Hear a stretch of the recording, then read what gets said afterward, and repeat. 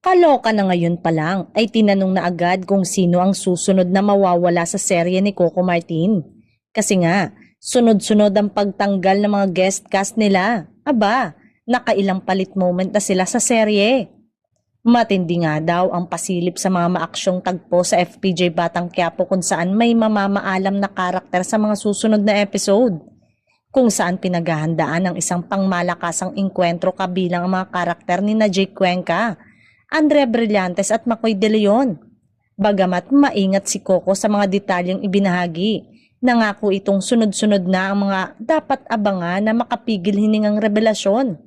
Noong Martes din ay naglabas ang serye ng bagong theme song at poster upang opisyal na ilunsad ang pagpasok ni Tanggol sa mundo ng politika bilang ang tagapagtanggol ng pagbabago para makapaghatid ng tamang pagbabago sa taong bayan.